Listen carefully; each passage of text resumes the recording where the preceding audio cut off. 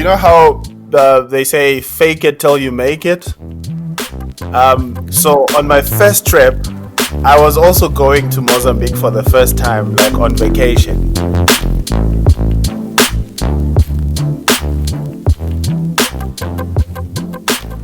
Hi everyone, welcome back to the No Money, More Plants podcast. I'm excited about this week's episode. Our guest, Dumi of Qualangu Lifestyle, a travel agency that specializes in travel in South Africa and neighboring countries, is joining us today. Welcome, Dumi. Yay! Thank you for having me. Also, you always say you're excited about these posts. All of them, you're excited, and now it's difficult to. Yeah, like okay, you're excited about the last one last week. Now you're excited about this one. What makes this one special? But anyway, we're so happy to have made it to the podcast finally. So yeah, thank you for having us. Thank you so much, Dumi. I am genuinely excited about every guest in this podcast. So, Ha ha ha. No, I was just joking. I was just joking. please introduce yourself. Hi everybody. My name is Dumi. Dumisani Makhubelo. I'm the founder and director and everything of Qualangu Lifestyle travel agency. Um, yeah, should I say more than that? Yeah, now, like, where did it all start for your business? It started when this was post varsity actually. When I finished when my time ended in Stellenbosch, I came back home, and as everybody knows, there aren't any jobs out there. Not enough jobs for everyone that graduates, right? So I was at home, and I figured, I can't just sit around and not do anything. But I must say that, it helped that my brother, because he owns a couple of taxis. He's a taxi guy. What do you call him? A taxi boss. So he Taxi owns a couple of mobile. those. Yeah, Yeah. yeah, yeah, yeah. He owns a couple of those. So the idea came about, and I asked him if it was possible for me to use his kumbis or buses, if you want, to do these trips. And he was like, "Yeah, it's cool." And then I started doing the trips. In the beginning, it was just like me taking chances because I was like, okay, cool. A lot of people want to travel, but usually the problem is that people want to drink when they travel, and they don't want to drive because they just want to sit back, relax, and enjoy the scenery and everything. So yeah, people will call because I was one of those people. At some point, me and a couple of friends from back in Nelspruit wanted to do something, but the problem was that who was going to drive? We wanted to go to Devon, Mm. like, yeah, but who's driving? Because nobody wanted to drive. So yeah, that's the gap right there. I started advertising, and it was difficult in the beginning because people don't know you, and boom, out of the woodworks, you advertising that you do trips. How can we trust you? And these trips of yours are expensive. Well, they're not really expensive, but like for a first timer, like you look at the thing, you see it for the first time, you're like, I don't know this guy, Yeah. and he's saying his trips are, say, 5,000 rand per person. How do we know if we can trust them? Because and before you've actually done like a trip or a couple of trips, you don't have any trips to refer people to and be like, oh no, I've done a trip. I mean, you can ask Lebu, she's been on one of my trips, you know what I mean? Mm. So yeah, people are a bit skeptical in the beginning, but after doing a couple of trips, I mean, you can always be like, okay, cool, you can ask those people, I've done a trip with them, you can ask that guy, did a trip with me. More and more people start gaining confidence in you as a service provider, and yeah, that's how it started. Thanks. Yeah, that sounds like you really were solving a problem with regards to the drinking issue, like the fact that people needed someone who could drive them who was going to stay sober while they had a good time. Was most of your client base people that you knew, or were some of them, like especially at the beginning? Was it people that you knew, or was it mostly people that just looked it up online or something? In the beginning, I had to start with people that I sort of knew because yeah, like I said, people don't trust. They have trust issues, so it had to be somebody. It wasn't like I didn't know the whole group. I just knew, like, if like how I know you, Mm, and you have a group of friends that want to do something. So if you know me, your friends will trust me because you know me, and you vouch for me, and there's that trust thing going on. So my first group, yeah, it wasn't a group. I didn't know everybody in that group. I just knew two people, mm, and it was a group of 12. So the rest just came along because the two knew me and they trusted me. So everybody decided, okay, cool, we can go with this guy. And that's how I tapped into the business, because it was a big group and we had so much fun. We took videos, took photos, and all those things. And when we got back, I posted them. I started a Instagram page and I posted the photos. And now more and more people, because I mean, if you have 12 people that go on a trip, each one of them is going to start posting photos on their different social media platforms, mm, and each one of them is, wow, I don't know how many friends each person has, but like all of the individual friends are going to see on the social media platforms, and everybody's going to ask, oh, where was this, who did you go with? mm, So in that way, the business reaches out to a bigger crowd, if you may. mm. Mm. I want to really pick up on the part. I want to pick up on the part about the money, because I like, as black people, we struggle to support other black businesses because we're like, this guy, this guy is charging way too much, and I know he doesn't even need this. Like, you start counting what he has, and you start budgeting his money for him or her. So I want to pick up on that about the pricing. Did you feel like, how much money did you lose in the beginning? That's because you lost money because you were probably being too cheap, I'm sure. Yeah, the first trip I actually lost a lot of money. I didn't actually make a profit. If anything, I ended up having to take from my own money just to Mm, make the trip happen. Because first time, I mean, because my first trip was to mm, Mozambique, right? So I didn't know anything about the border crossings, and I mean, when you're crossing with a lot of people and the permits that you need and all of those things. So yeah, I mean, anyone that's been to Mozambique will know that Chocho is a language that side. So I didn't know all these things. And the funny thing is, there's only one mm, road that goes from Maputo all the way to well, goes from Maputo to Bilen to Shai Shai to all these other mm, places up north, right? So if you get stopped at checkpoint A and they ask for whatever papers they ask for, because they know what to ask for, because they mm, know you don't have it. They ask for whatever papers they ask for, and you give in and actually pay mm, chocho. It's over for you, because this guy is gonna call the next guy who's like 2 kilometers, 5 kilometers away on the same road, and tell them that, okay, cool, car number, well, with registration number this, that doesn't have these papers, doesn't have this. I stopped him and he paid 500 rand. So you stop him too. He's gonna pay. They know you have the money because you're oh going on gosh. vacation, right? So yeah, that's how I lost a lot of money on my first trip. So I ended up having to use some of my own money, not the business money, to make the trip happen. Well, but I actually learned a lot from that, because after that, yeah, I had all the papers, and I knew some of the policemen, because what I did was, every time I get stopped, I make friends with the person, so that next time when I come back, because we're doing these trips almost Mm. every weekend, right?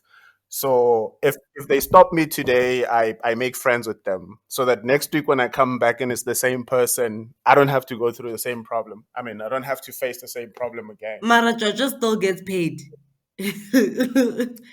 No, once you've recruited enough of these guys, you don't have to pay Mm, Jojo. You just I mean, what's a 2 liter Coke between to friends. 500 rand or to 1,000? Because sometimes they ask for ridiculous amounts of money. Sure. Hi. Why did you decide Mozambique? I mean, you could have done trips locally first. That could have been start small, start very small and then go big. Was that not the plan? I mean, Durban's been overdone. Um, Cape Town's too far for people from this side, and I mean, when you just starting out, you don't want to ask for those. I mean, that kind of money from people to fly people to Cape Town, or yeah, to fly people to Cape Town and also get them accommodation and whatnot. And you tell them, okay, cool, this is gonna be X amount of money per person. They'll be like, no, this is crazy. Okay, how many trips have you done? Zero. So how do you know this is? You know what I mean? Yeah. So also, Mozambique is beautiful, guys. Go on Mozambique the is trips. beautiful. It's like, yeah, it's like it's a very beautiful place. Well, not all of it, but like the places we visit, they're very beautiful, and people don't know about it, right? It's Mm, like you a well planned trip to Mozambique is almost the same, content wise, as a trip to Zanzibar. You just need to find the mm, right places to visit. You know what I mean? mm. And it's right next door. It's Mm, right next door. And the good thing about it is it's okay, it's not close, but you can drive from Joburg to Mozambique, from Nelspruit to Mozambique, and it's not the same as driving from Joburg or Nelspruit to Cape Town. That's far. You can't drive. mm. You have to fly people, and yeah, black people, ne? So you will if you have to plan a trip for people to Cape Town, They're gonna drop like flies. you have to yeah, you have to book flights for them, right? But you booking flights for them now means you have to get their what do you call it, ID. IDs, yeah, that information. They're very skeptical. And I'm like, but you can't board if they're like, no, why do we need all of that? And I'm like, hey, okay, cool. Some of them, because I've planned a trip to Cape Town, and three of the people missed their flights. What? And yeah, in the beginning, you explain if you miss it, it's over.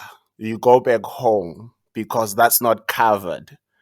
So make sure if your flight is 9 o'clock in the morning, make sure you are there 9 o'clock the previous day if If if you need have be. to, because you Yeah. can't miss it. But they'll miss it and then you have problems. But anyway, yeah, I don't want to talk about that too much because when you speak to me, you forget what the question was. No, no, no. Let's move on to the next question, which is how did you like I understand now you didn't understand the permits in Mozambique and stuff, but you managed to make the connections and friendships with the Chocho and the police people. But how did you make connections with hotels, instructors? Was it initially just like looking online, like Airbnb, or did you actually know somebody who owned a property or like a holiday apartment and know somebody who did like because I know you do like speedboat rides with your clients. So how did you form those relationships in Mozambique specifically? So you know how they say fake it till you make it. Oh, do me.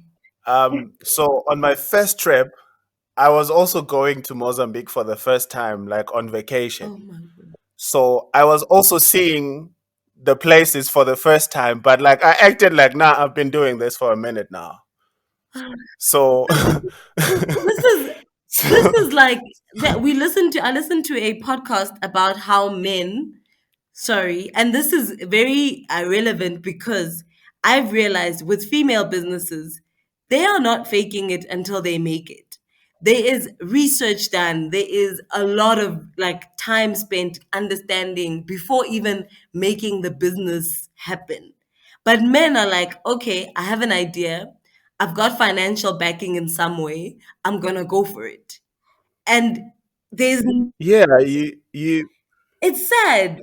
you jump in and you jump in and you learn how to swim. When you're in the water, you learn how to swim. I mean, there's two types of people, right? There's the people that will plan, like you say, will plan for 6 months, 8 months, or however long. And the sad part about that is sometimes it never happens. Yeah. You spend too much time planning that somebody else comes up with the same idea, and it's too late for you. That's one. Sure. And yeah, and then you get people that just jump in and learn how to swim while they're at it. And it's what's the worst that can happen, really? Oh, You know, if everybody's coming back alive and if everybody is gonna enjoy themselves, that's one thing I know for sure. hopefully. That I can throw a party. I can create a good time, right? Mm. So for me, it wasn't that difficult.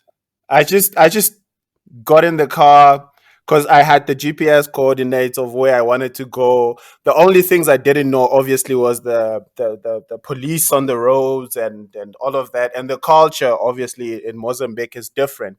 But other than that, it was a great trip.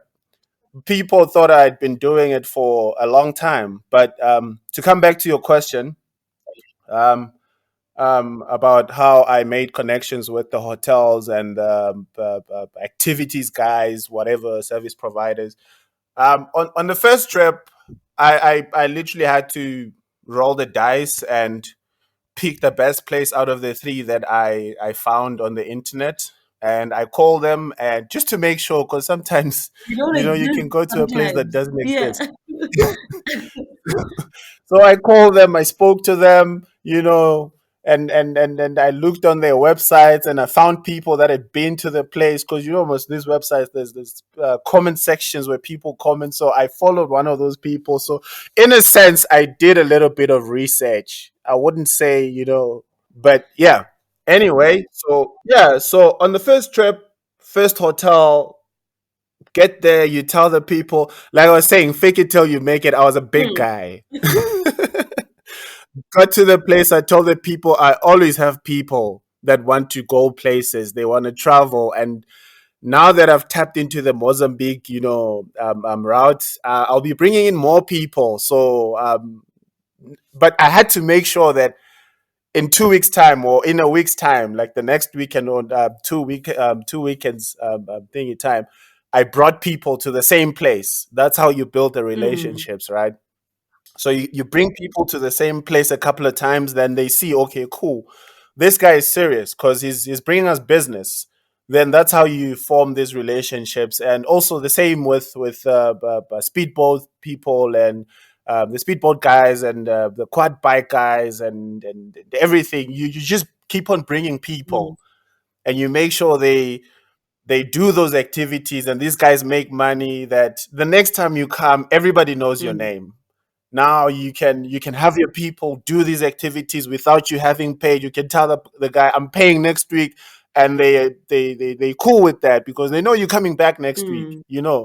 So that's how I create I built the relationship. So what I would do is, because now I have relationships with a couple of hotels, so what I would do is so it the trips usually were 3 nights in Mozambique. So the first night would spend in Maputo, right? So I would make sure that I do different hotels. Say maybe in a month we're gonna do 4 trips because there's 4 weekends. We're gonna do 4 trips of 12 or 24 people.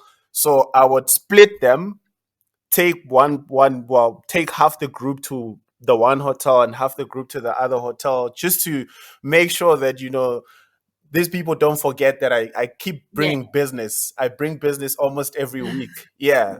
So that, and then the 2 nights would spend either in Shai Shai, Ponta Dora, and sometimes, well, Bileni mostly, Ponta Dora, and Shai Shai Mm. sometimes, because there isn't really much to do there. But I always made sure that I don't spend too much time, not going to a place, because you want those relations. They must see you all the time for them to believe that you're actually You have a somebody. business. But yeah, that's how I build Yeah. relationships. Yeah, I guess it's like it's the same as what because I've been reading up a lot on like growing business on social media, and it's about consistency and being there sort of weekly, like having a weekly schedule or like posting on a weekly basis type of thing.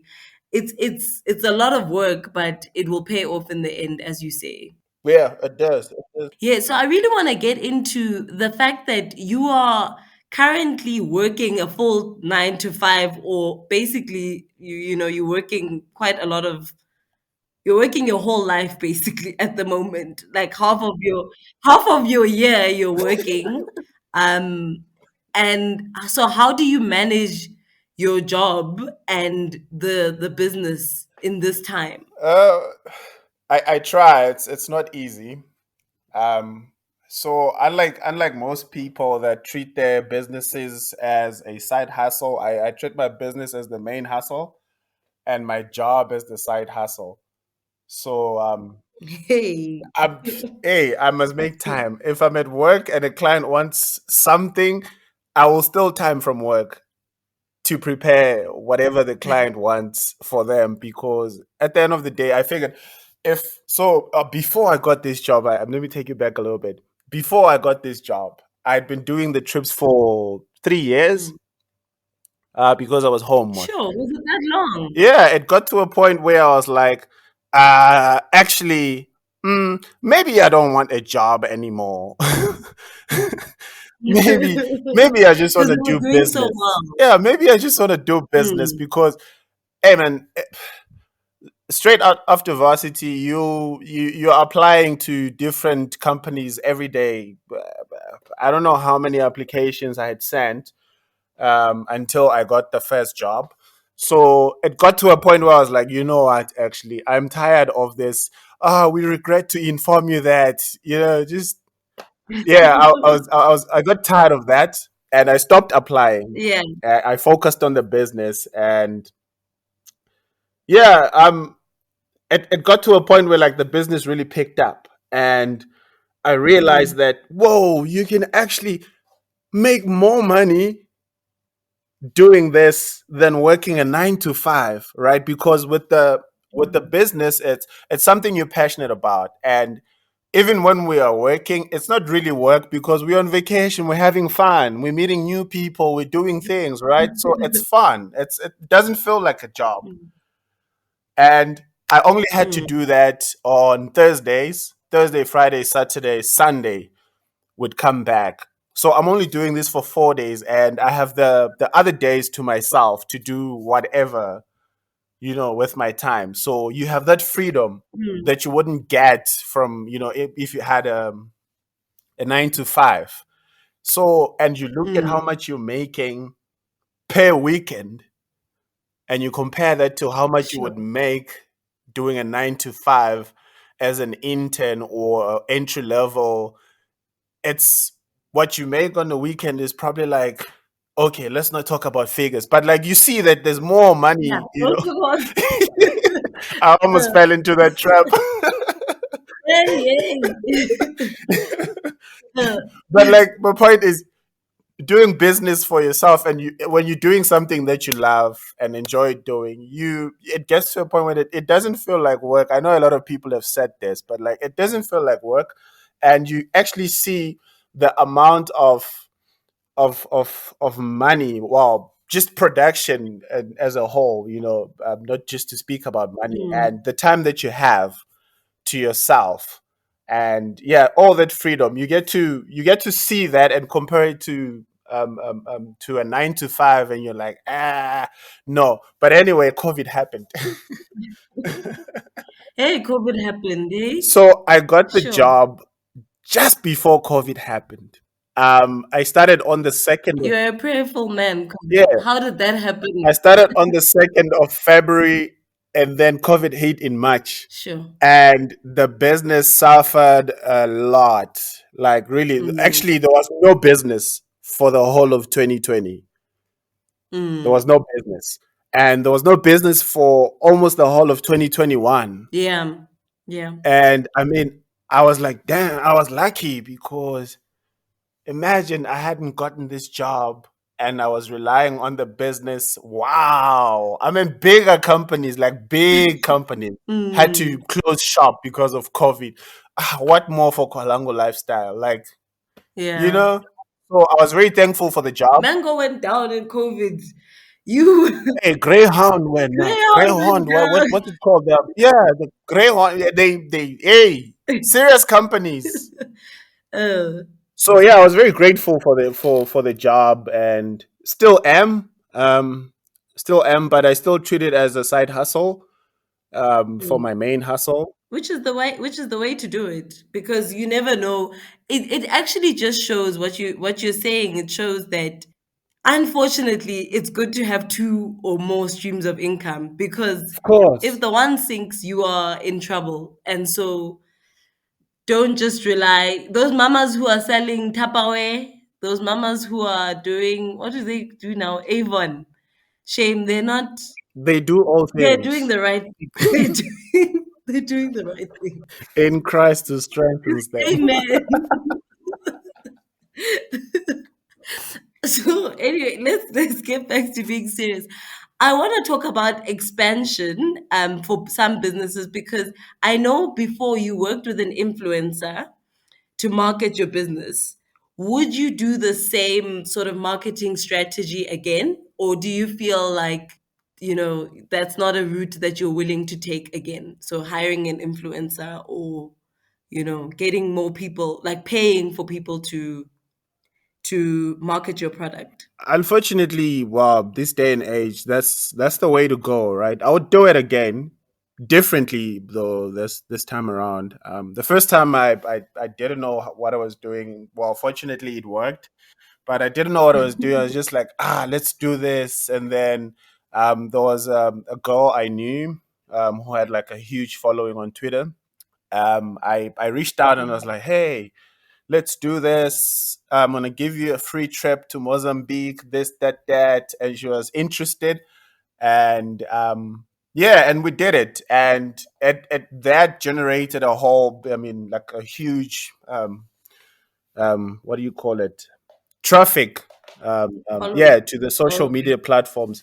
And I got a lot of people. Actually, there was a day when I remember I was in Joburg, at Vets doing something, and that was like around the time when she posted the photos, and everything from everything that happened on the trip. She started posting, and she dropped like a link to the Instagram. I don't know how she did it, but yeah.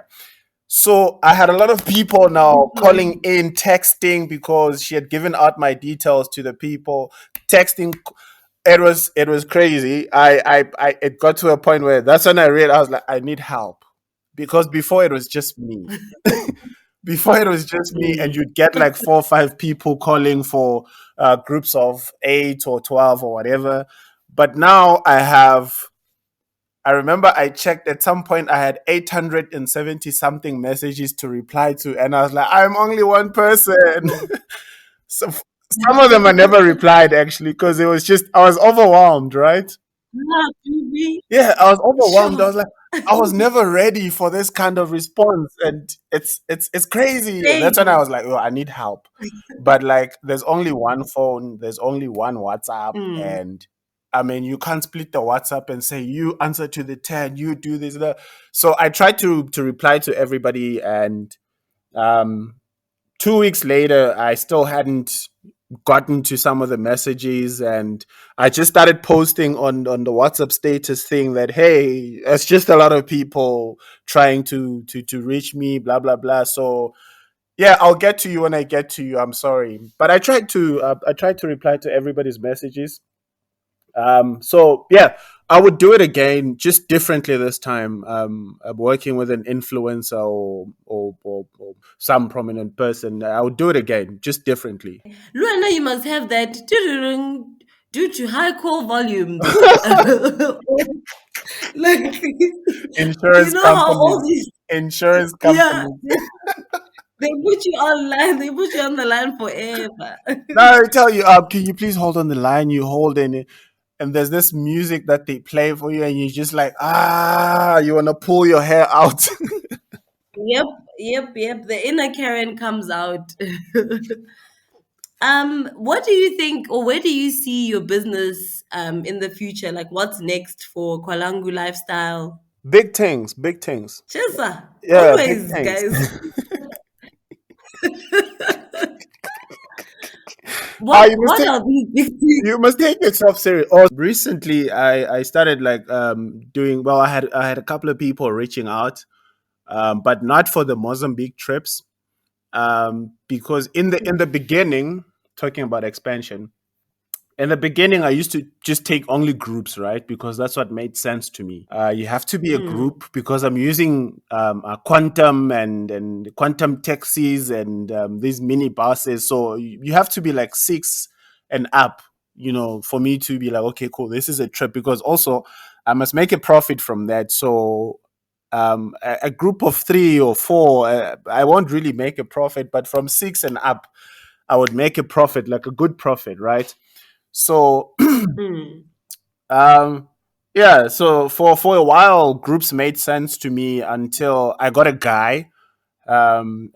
He's still my client now. We've done, I think, this past week we were doing his eighth trip, and it's been great. But this guy travels alone. He travels alone. He will call through and be like, "Hey, I remember the first trip. The first trip I planned for him was a trip to the Maldives. Like I was saying, fake it till you make it." He called through and was like, "Hey, Chesa. I was referred to you by a friend. Blah blah blah blah blah. They said you're really good at this. You organize fire trips." I was like, "Yeah, you're speaking to the right guy." He's like, "Yeah, I need you to organize Maldives trip for me." I'm like, Uh, no, I thought you wanted to go to Mozambique. Mozambique, not Maldives. But I didn't say that. In my head, I was like, no, Mozambique, not Maldives. I don't even know where the Uh, Maldives is. Like, oh gosh, to me. how can I take you there? But I was like, you're speaking to the right guy. How long, how many nights? He said, and I was like, okay, Yeah. cool. Give me a few minutes. I'll come back to you with some options. And he was like, all right, cool. I was Mm. sweating because I was like, I've never done this. This person is Nigerian. Oh my They word. have to go to the Maldives. Visas involved because no one wants Nigerians anyway, Yeah. right? And also they get rejected so easily. Oh my word. So I'm on YouTube trying to find videos of people that went to the Maldives. I'm on Twitter trying to find videos. You know those nice people that usually say, "Oh, went to the Maldives. This is how I planned my trip." Blah blah blah. So I'm trying to find those people, right? Huh. And yeah, I when you're looking for something, you don't just find it. Mm. You'll see it later when you're not looking for it. So I couldn't find anything. So I was like, okay, cool. What's the worst that can happen, right? Oh. This guy misses his flight, or he doesn't have a visa, but it's gonna be a learning curve. So let's do this trip. So I started with the visa, but he was also helpful because he would ask me questions that helped me realize, oh, I need to look at Oh my that. word. Because I remember he was like, "So what's the story with the visas for Maldives?" I was like, visa, yada. I almost didn't check that. Oh my word. So now I'm there doing some research on the internet, Nigerian guy to Maldives. There are actually some really interesting, helpful sites on yeah, for those things. So I'm like, okay, cool. And then they tell you what you need, where you can get it. So I was arranging all those things for him. It took me like Mm. 2 weeks. I'm arranging the visas. I'm speaking to, because the other thing is there's so many scammers on the internet, Mm. right? So it'll just redirect you to a Qualangu Lifestyle page, but it's not the Qualangu Lifestyle page. It has everything the Qualangu Lifestyle page has, but the banking details that the money that your money Mm. is going to Mm. is not the actual Qualangu Lifestyle. Yeah, so I called people, I called these hotels, and I was speaking to them because there was a lot of money. That guy's trip alone, it was 315. Okay, I can mention those figures. 315 what? It was 315K because he wanted five-star all-inclusive for 2 weeks. He wanted business That class. is He wanted ridiculous. all the activities they had. Yeah, it was crazy. Sure. And I had never, mind you, I was used to handling While kids are hungry in Africa. I was used to handling trips of 12 people, 5,000 rand each. That's 5,000 times 12 people. Uh, Hmm. it's not a lot of money. Well, it is, but like it's nothing compared to 315. So for the first time in my life, I have a client and he was very easy because I planned the whole thing and I was like, hey, guy, your trip to the Maldives is going to cost you round about 312, 350. He was like, okay, cool. Banking details. I sent. Quing! I was like, SARS is coming for me. Definitely. We should have actually spoken about the tax implications of your business. But anyway, we will it will be another I was like, episode. yeah, SARS is coming for me because Yeah. they're looking at this like even FNB is sitting there like, hi, yeah, what's going We're on? gonna block this But account. um, uh, yeah, that happened and I planned the trip and it was successful. mm. Because I did it like I was doing it for the 100th time, Moss. Yeah, definitely. Planned the trip and it was successful.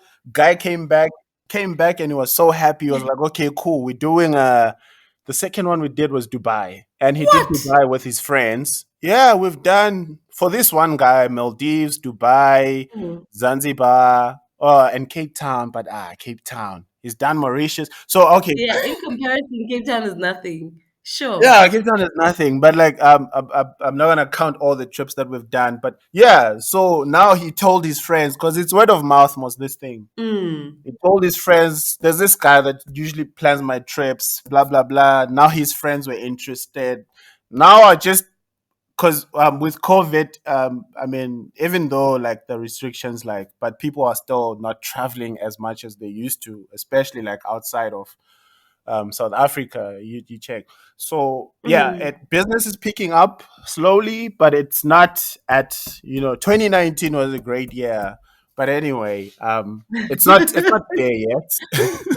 It's not Uh. there yet, but it's picking up. It's picking up. So yeah, Mm. we're not just doing Mozambique only. We're doing Zanzibar, Mauritius, actually anywhere where there's an airport, and anywhere we can drive, we'll take you there. Halala, what a tagline. Thank you so Yeah, much for coming on the I mean, podcast. I mean, Thank you so much for coming on the podcast, Dumi. Please pimp yourself out. Where can people find you and your business? you can tell me it's over. I was, Hi, I was Dumi. enjoying chatting with you. How? Come You're on having now. too much fun. Um, so we currently busy with the website. So if you go to the website, you'll find nothing. You will find Yeah, nothing. you'll find nothing there. It's down. There's nothing. We're working on it. But you can find us on Instagram. We have an Instagram account, Qualangu_lifestyle. We don't do Facebook no more. We used to do Facebook, but no, we don't do Facebook I anymore. don't even know how So to use Facebook now, hey? I don't know yeah, how. that's the problem. That's the problem. You can't have Facebook, WhatsApp, and Instagram. It's you know Too what I mean. much. So yeah, Mm, so we're not on Facebook anymore. So that Facebook page is just it's just there. You'll find nothing there. Also, just like mm. the website. But on Instagram, yeah, you'll see some of the content and some of the trips that we've done. Um, and the contact details are also on the what do they call it? Link under bio or link in bio or something. He's just showing link in bio. Yeah, the contact details are on there. So yeah. All right, thank you so much. Do you have any podcast recommendations for our listeners? Ooh, yeah, actually I do. There's a podcast called The Happiness Lab Huh. by Dr. Laurie Sanchez. Yeah, I'm butchering her name now, but yeah, it's called The Happiness Lab. It's about happiness. They try to describe happiness in many different ways, and they try to quantify it, like putting a number to, so how happy are you today? Well, I'm 80% happy, type of thing. They try to do that, and the more you listen, the more it makes sense, and it's very eye opening, and yeah, you learn a Okay. lot. If you're not happy yet, go listen to that. You'll be a happy person. All right. I will share it in the show notes. Thank you so much, Dumi. I appreciate your time, and I hope that people will start to book more trips and get out more and hopefully book with Kwalangu Lifestyle. Thank you so Bow, bow, much. bow, bow, bow, bow, bow, bow, bow. Yeah, thank you Aw, for having me. thank you. Thank you for listening. If you found this podcast helpful, please remember to like and share it. See you in the next one.